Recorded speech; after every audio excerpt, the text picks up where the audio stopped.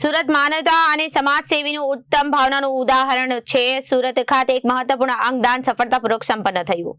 અંગદાતા શ્રી રીટાબેન હરેશભાઈ કોરાટ, તેમની ઉંમર 45 વર્ષ છે, રહેવાસી 18 રામ વાટિકા સોસાયટી વેલંજા અને સુરત અને મૂળ વતન જેતપુર, જિલ્લો રાજકોટ દ્વારા અંગદાનના કારણે કુલ 5 જરૂરિયાતમંદ દર્દીઓને નવજીવન મળ્યું હતું.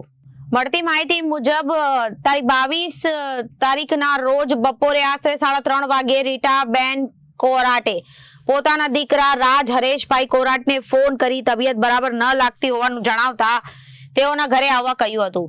દીકરો ઘરે પહોંચે ત્યારે રીટાબેનને વોમિટ થતી હતી, તેમાં શરીરમાં ભારે કમજોરી જણાતી હતી. તાત્કાલિક તેમને નજીકના દવાખાને લઈ જવામાં આવ્યા હતા, જ્યાંથી ડોક્ટરોએ વધુ સારવાર માટે સુરતની ડાયમંડ હોસ્પિટલમાં જવાની સલાહ આપી હતી.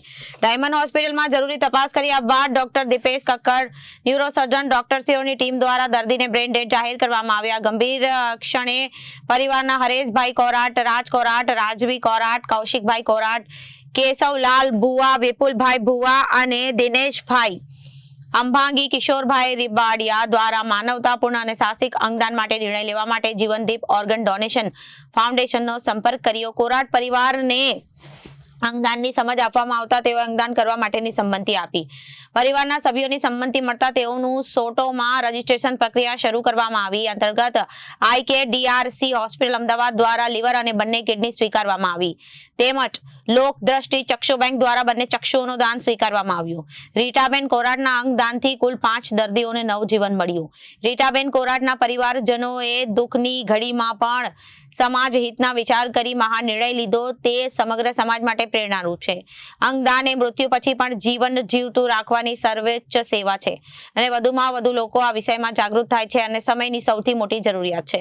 અંગદાનની સમગ્ર પ્રક્રિયામાં ડાયમંડ હોસ્પિટલના chairman CP Vanani, Dineshbhai Navadiya, Mavjibhai Mavani, admin doctor Haresh Pagada, doctor Dipeshbhai Kakkad તથા સમગ્ર હોસ્પિટલ પરિવાર અને જીવનદીપ ઓર્ગન ડોનેશન ફાઉન્ડેશનના PM ગોંડલિયા, વિપુલભાઈ તળાવિયા, જશવીનભાઈ કુંજડિયા, ડોક્ટર નિલેશભાઈ કાછડિયા, બિપિનભાઈ તળાવિયા, નીતિનભાઈ ધામેલિયા, લક્ષ્મણભાઈ કોરાટ, સાગર કોરાટ, અભિષેક સોનાણી, આશિષ સાવલિયા, સ્મિત કુમાર, પાર્થ કોરાટ સહિત ટીમ જીવનદીપના સભ્યોએ મહેનત કરી.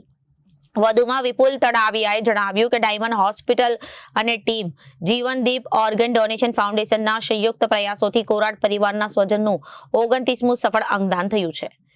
Bureau report, Janadesh news.